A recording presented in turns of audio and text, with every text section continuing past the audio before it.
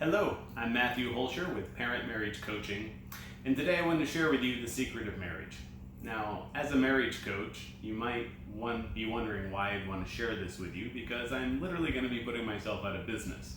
But knowing a secret and implementing a secret are two totally different things. So today I want to share with you the secret of marriage, because I know a lot of you are in good marriages, and I want to show you how to make it even better. And if you're having trouble implementing this technique and secret that I'm going to teach you today, you can always call me to schedule an in-person appointment, or I can work by video to work with you anywhere in the world that you might be watching this from. The secret of marriage is that it doesn't exist. And I know that's a big thing to kind of ponder, but listen to me. Marriage, at least here in the United States, is nothing more than a protected tax status. I don't care how you file your taxes, and nobody ever comes into my office and sits on my couch and complains about their taxes. Okay? That's all it is. Everything else that makes up a marriage is simply the sum of the two of you coming together. Your marriage is literally nothing but the sum of the commitments and agreements the two of you have made together, combined with the good faith that you're both going to keep them. The only problem I deal with, every problem I deal with in my practice, always boils down to lying. There's no point in making a commitment if you're not going to keep it. Now, lying sounds like a strong word, because the next level of problem isn't just the commitment, it is expectations. Now, I define expectations as things that you expect your partner to do, or in a way you want them to act.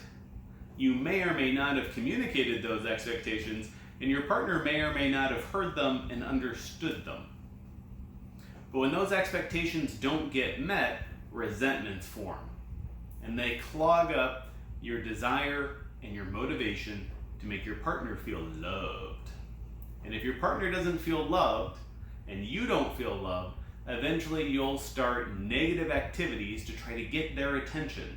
And that's where most of the stupid fights and arguments come from. What I call stage one when you have marital issues, or issues in any relationship. You don't even have to be married. Those expectations are sometimes very conscious in our brain, and sometimes they're just under the surface so that we feel them, but we can't properly articulate them, but we still have the negative emotional reaction of feeling disappointed, betrayed, and upset if they're not met. So the secret of marital happiness is being very clear on exactly what those commitments, and more importantly, your expectations are. And the expectations opens up a whole new world, because your expectations come from your culture, your religion, your parents, your social influences. They come from a wide range of places. And working here in Miami, I also had the benefit of working with people with very different cultures coming together to form marriages and relationships. I'm from South Dakota. My wife is from Argentina. We got along great while we were dating, but we had no idea how vastly different our expectations were until we had kids. All we decided to do in our commitment was to have kids, but we never discussed our expectations when it came to raising kids. And we raise kids completely differently in the Midwest than they do in Argentina. I fought with my wife for months when the kids were born, until one day I had an epiphany and said, you know what? We're going to raise the kids the Argentinian way. I'm going to learn her way of doing things, and I'm going to stop criticizing her and telling her she's doing it wrong, because she's not doing it the Midwestern way. Neither way is right or wrong. There is no such thing as right or wrong. The simple answer is anything with consent is okay. Anything that you both want to commit to is okay, as long as you're both committing to it. The problem is when one partner has an expectation, or one partner says they're going to do something and then they end up doing something different because they want to avoid a conflict, or they don't want to get into conflict. That is what causes marital and relationship issues. My role as a coach is to walk you through this process to raise those expectations up to the surface of awareness so that you can communicate them. The number one skill you need in a good marriage or relationship is communication. You have to figure out first what you want for yourself, and then figure out how to communicate that to your partner in a way that they can hear it, understand it, and process it. And it's a very difficult process. If you've raised children, you understand that you have given them instructions that you thought were crystal clear, and then you watch them do what they're doing and you're like, wait, stop, what the heck are you doing? Because they heard something different, they interpreted and saw a different model in their mind. That's why parenting can be so much fun. That's why being in a relationship can be so frustrating at times. Because we think it's so easy if our partner would just do what we tell them to do, but it doesn't work that way. You have to create it yourself. Your marriage is just the sum of the two of you. So if you look back, anytime you're having an argument, anytime you're upset at your partner, anytime you're starting to feel that burn of anger, look back and ask yourself, what am I expecting my partner to do that they're not doing? Have I communicated it to them?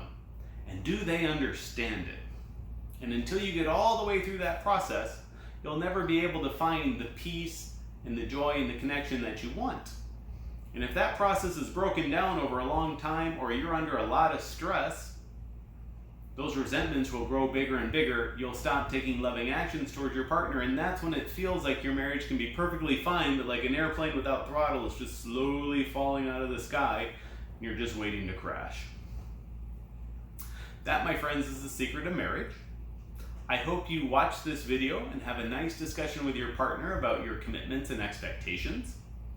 And I hope you realize that all of those change over time. Commitments are not fixed. They're not written in stone, right? First you have to create them, then you have to amend them because they'll work or not work, and then you're free to get rid of them at any time. You're not the same person you were when you first started dating your partner. And it's hard to realize that just because you had a commitment, if it's no longer serving you, it's okay to let it go. Thank it. It served its purpose. It's time to go. And that's a process that you will be continually creating and recreating your marriage and your relationship the longer that you're together. Just like your body looks like it stays the same, it ages ever so slowly, but at the cellular level, we are turning over all of our cells. Every 7 years, you've turned over every cell in your body. You are literally a new person.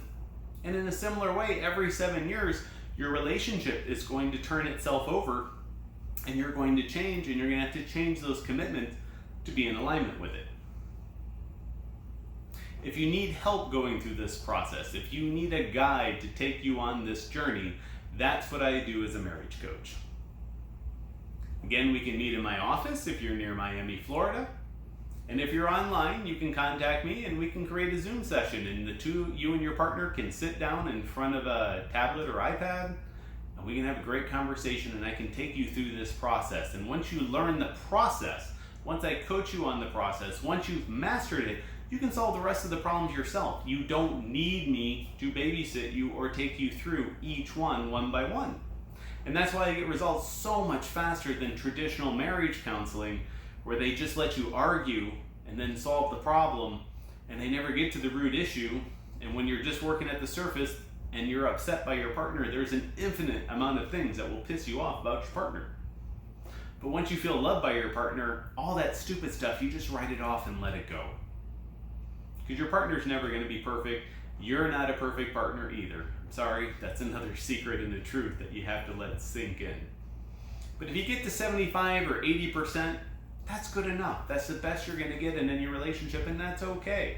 No relationship is perfect. Stop striving for perfection and start working on just having the best commitments and agreements you can, and then you'll have the peace and the happiness that you seek, and you'll feel the joy and happiness and the love that you really want to experience in your relationship.